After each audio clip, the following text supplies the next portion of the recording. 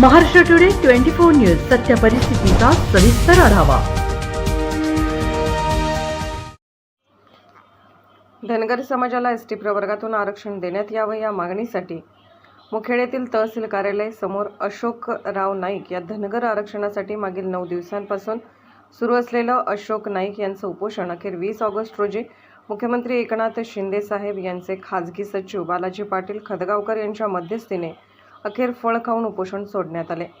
धनगर समाजाला अनुसूचित जमाती प्रवर्गातून समाविष्ट करण्यासाठी तालुक्यातील उंदरी येथील अशोक नाईक दिनांक 12 ऑगस्टपासून आमरण उपोषणाला बसले होते, तर एक दिवस चक्काजाम आंदोलन करण्यात आले होते।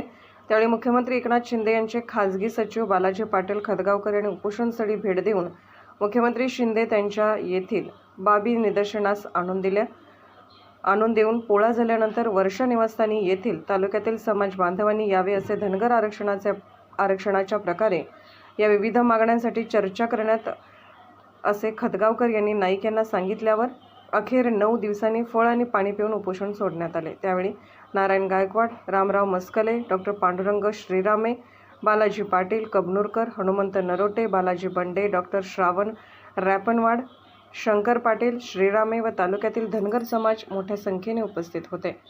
मुखेड तालुका प्रतिनिधी बालाजी साधू, मुखेड, नांदेड। नारायणजी गायकवाड दादा,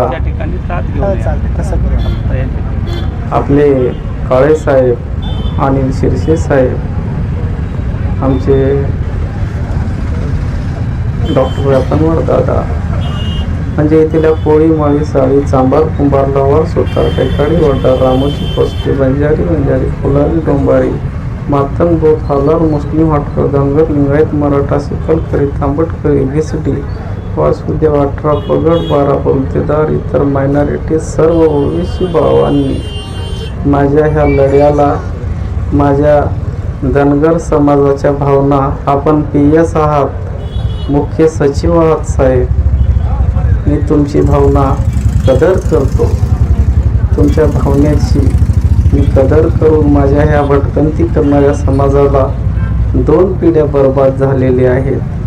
तुम्हाला मुख्यमंत्री महोदयांना अशी कल्पना द्यावी की इथे 3 कोटी धनगर समाज आहे। ह्या धनगर आम्ही तर आरक्षण ऑलरेडी आहे आम्हाला साहेब, फक्त अंमलबजावणी बाकी आहे। डचर करून अंमलबजावणी करा आणि तुमच्या एकनाथ शिंदे साहेबाचा इथं 3 कोटी मतदार स्वतः थांबून मतदान केल्याशिवाय राहणार नाही। आणि असं जर समजा तुमच्या भावना लक्षात घेऊन आम्ही मुख्यमंत्री महोदयांकडे बिलकुल येणार आणि आमच्या धनगर समाजाला बिलकुल न्याय मिळेल अशी तुमच्याकडून अपेक्षा करतो। आणि तुमची कदर करून जे बी आहे तुम्ही आलात, आमचा सन्मान केला, त्याबद्दल माझ्या सर्व धनगर समाज बांधवातर्फे, माझ्या मुखेड तालुक्यातील सर्व बहुजन बांधवातर्फे तुमचं वेलकम, सुस्वागतम, अभिनंदन करतो आणि मी माझे उपोषण माघार घेतो। आजच महाराष्ट्र टुडे 24 न्यूजला सबस्क्राईब करा आणि सत्य परिस्थितीचा सविस्तर आढावा पहा।